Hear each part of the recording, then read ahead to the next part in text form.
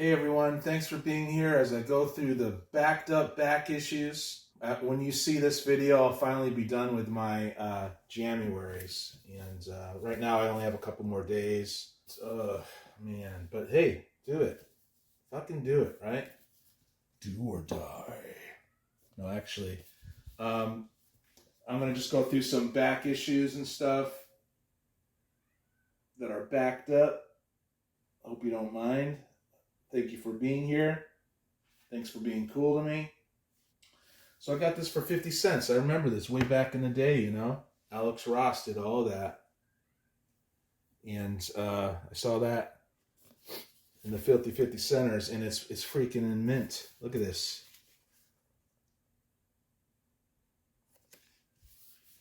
I don't have the number one. If you guys have a double and number one, let me know. But pretty cool. I remember this and loving it. Late 90s stuff. People spend some money on Alex Ross covers and stuff as they come out, but you know, to get it for 50 cents, man, that was so freaking cool. All right, I think I got this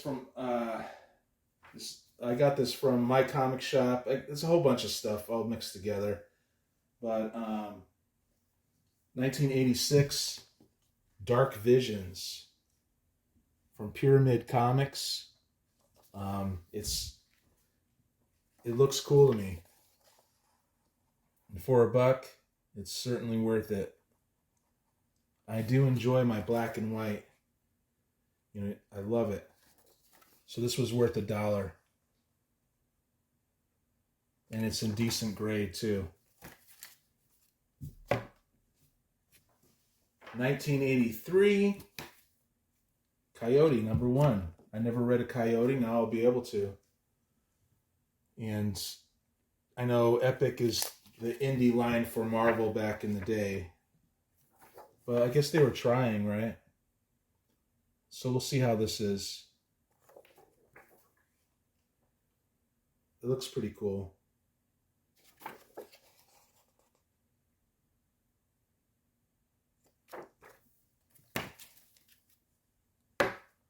Got that for $1. Here's number 3. Enter the Gin. That looks cool. That's a cool cover. Steve Englehart's Coyote, right? Looks cool. Just open these random pages.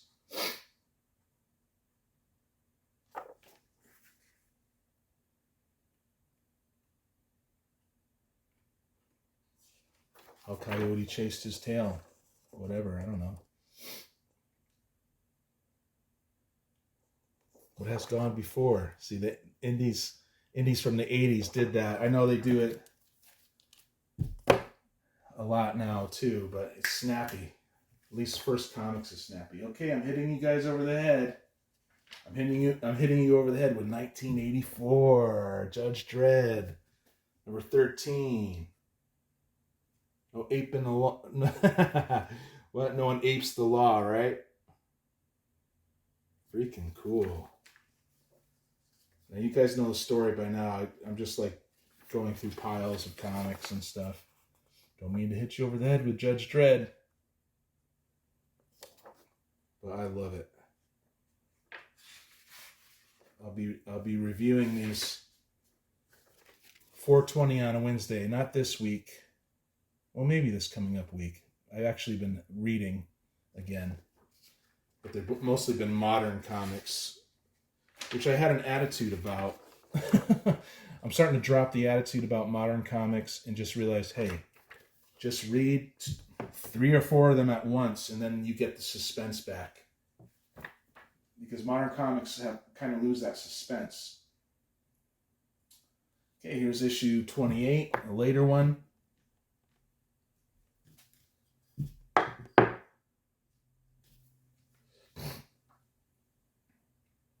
Here's number 4 of the early cases. Love that. Eagle Comics. Worth having. You just open it up, and it's got interesting things to look at.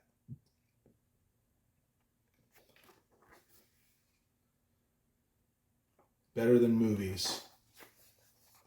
Bull and McMahon and all the guys they brought in. Very cool.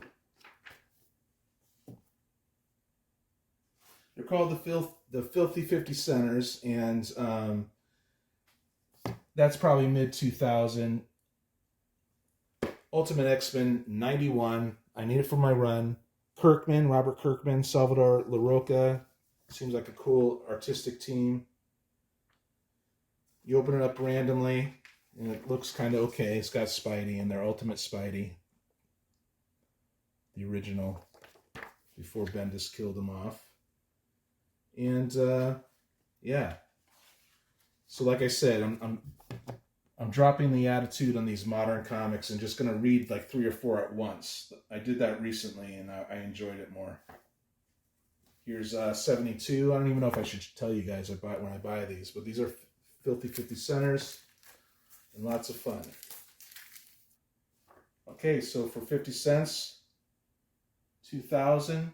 In the year 2000, we got JLA, 80-page Giant, number 3. It looks pretty good. I've never even heard of this. Maybe it collects, it has commercials in it. Maybe it collects other stories from the JLA run. But for 50 cents, this was a huge score. It's got that newsprint paper on it. So yeah, that's kind of almost like a graphic novel. Almost 80-page Giant. Nice. Another Filthy 50 Center. Shadow of the Bat, 24. You could get these. You know who that guy is. Pretty cool. Art's looking good.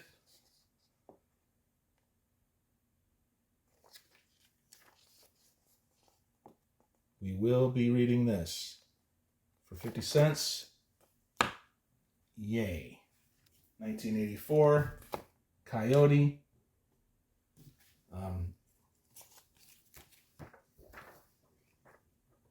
Just open it up. It's got good stuff in there. It's amazing what you can get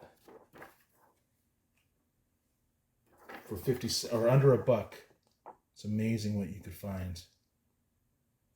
We live in an interesting time for that.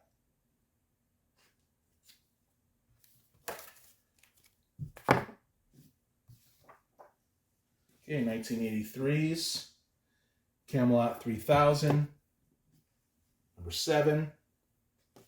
I got this for the Brian Bolin art. By this time, it's still awesome work. And I heard from Higgy Pop. Shout out to him. He likes the story. So yeah, I'll be collecting this, and when I get it, I'll read it. Brian Bolin does have this way about him, expressions and stances and stuff. Pretty cool. Okay, 1983. Arion, Lord of Atlantis, number 12. I think that might have been a cheap comic book collector trade.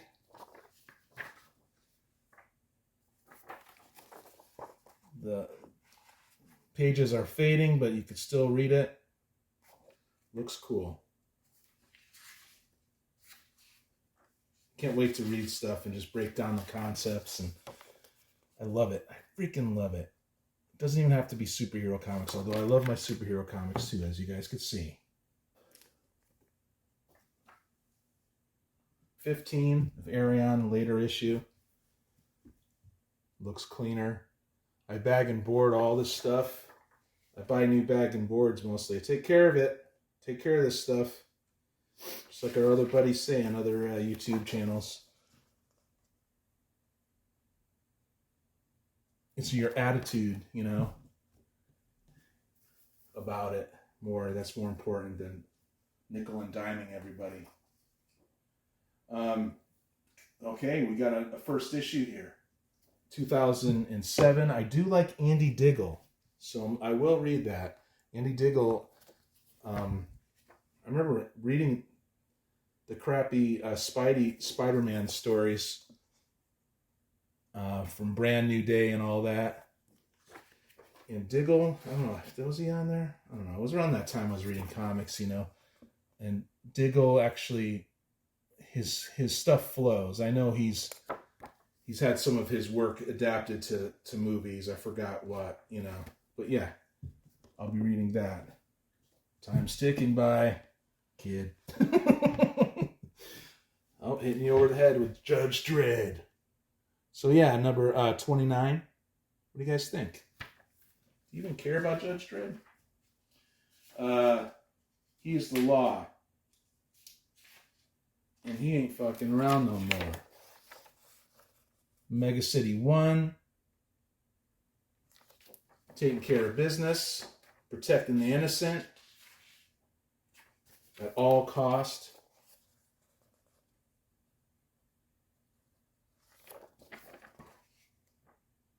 Saving others from plagues and fighting mutants out in the desert. Radioactive, chemically altered mutants. Who are psychic and all kinds of weird stuff. It's cool. Weird robots, weird technology. Judge Dredd. The crime files here. These crime files look good to me too. 1985. Like I always say, Eagle Comics. You see it? Open it up. In the back issues, just open it up. Grab it. Especially if it's under $1. Just do it, dude. I mean, come on. The problem with Sonny Bono. Some inside humor is going on in the 80s, right? That's cool. Yeah, dude. Even when it's not Boland or McMahon, I like it. Yeah, this is Colin Wilson.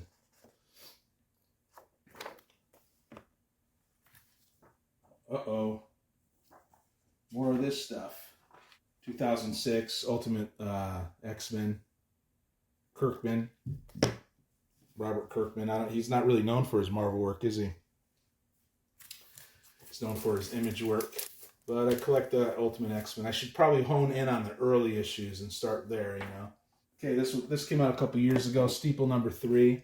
I read the first one. I loved it. It was this interaction between a really good person and like a satanic witch or something like that. And the contrast between the two. And it was actually funny. So that's the kind of art you get in that. But yeah, I'll be rereading. I'm glad I didn't, sometimes what I did back in the day is you order this stuff. My comic shop, I used to do the other one in New York there, Midtown. And you're 2.5 months ahead. So when you get one, you don't like it, or you just decide to get the number 1 and you don't decide to get any more. Sometimes that works most of the time to your favor because they end up in freaking dollar bins anyway, unless it's a big hit. Okay, Star Slayer, The Log of Jolly Roger, number 7. Indies from the 80s, dude. First. I think that's a great cover.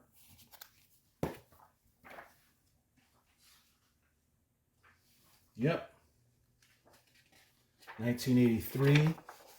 Early 80s, baby. Stories were becoming a little more sophisticated. They were getting the art down. I mean, the art of the flow of the story down. They had the art down since Kirby, even before that, right? Looks freaking cool to me. But I paid $1 for it, I think, at my comic shop. Maybe I didn't have to. 1986, Star Brand number 2. And, yeah. We know this is Byrne, right? John Byrne. No. I thought Byrne did some of this, maybe the later issues, or he started it and then later issues. Jim Shooter wrote this, and you got John Romita Jr., who I like my JR,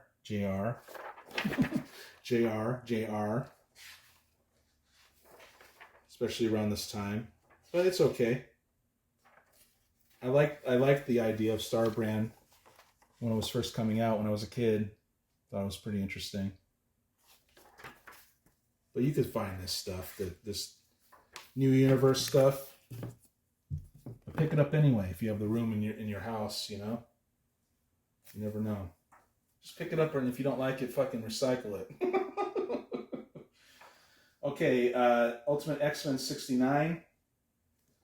More Kirkman. Should we even open it? Should I even tell you guys when I buy this stuff? I find it amazing I could get this for 50 cents, and people could get really upset with what they spent back in the day. This was like $3, right? Okay, Star Brand number 5. Let's see who's doing the art now on this. Yep, more Romita Jr. from the 80s.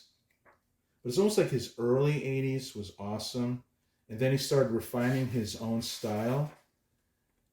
And it was good in the late 80s. But not so great like his original classical stuff where he mirrored probably, guys like his dad and stuff that he liked, But then in the 90s, it started getting freaking awesome, like that cross-hatching and all that work. Even on a lot of Spidey stuff where the story sucked by Howard Mackey. That was my perspective back in the day, at least. But the art was amazing. It's that Peter Parker Spider-Man stuff from the 90s. More Star Slayer. The Log of the Jolly Roger. That's just cool.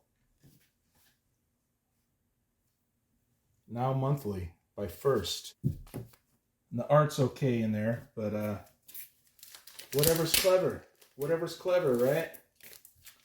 Here's number 11. Awesome. Here's more Kirkman Ultimate X-Men, which he's not known for, but hey, Ultimate X-Men 66, right? For 50 cents, I could give that stuff away if I don't like it. Here's 65. Stuart Immonen. Is that how you pronounce his name, guys? Immonen.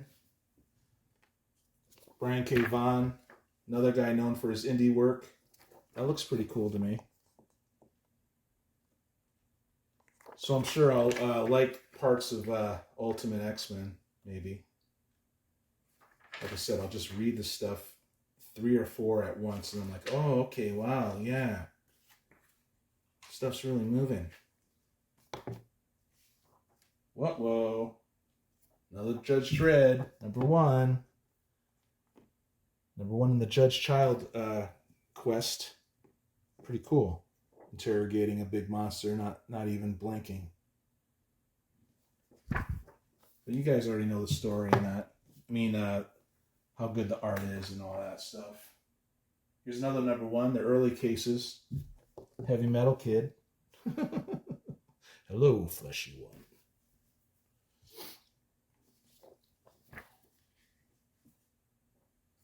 Right? Good stuff. Yeah, dude.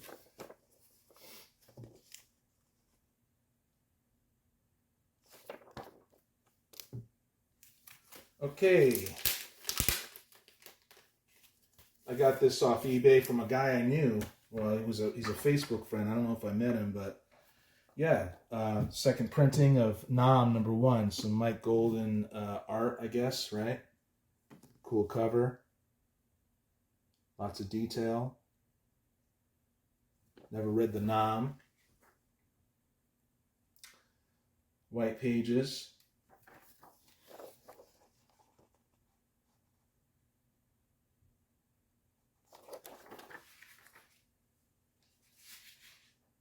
Pretty cool. right there.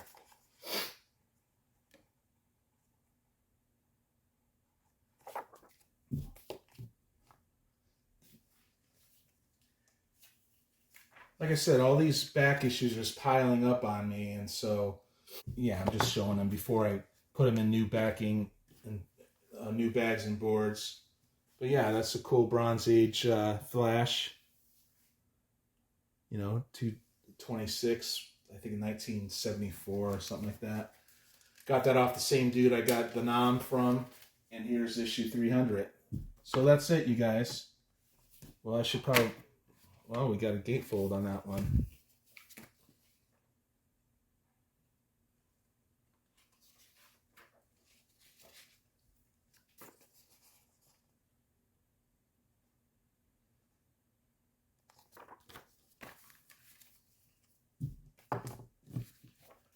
Here's a gatefold. Pretty cool. Yeah. Just do the random.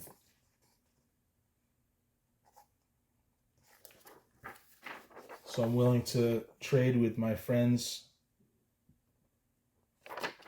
I'm not all Mr. Gotta have and hog all my comics. I like trading. I like the interaction. I love my YouTube friends. Thank you guys. Check out the other YouTube channels in the description, please. Thank you for being cool to me. Thanks for hanging in there, watching the backed up back issues. And I'm out. I'll talk to you guys later.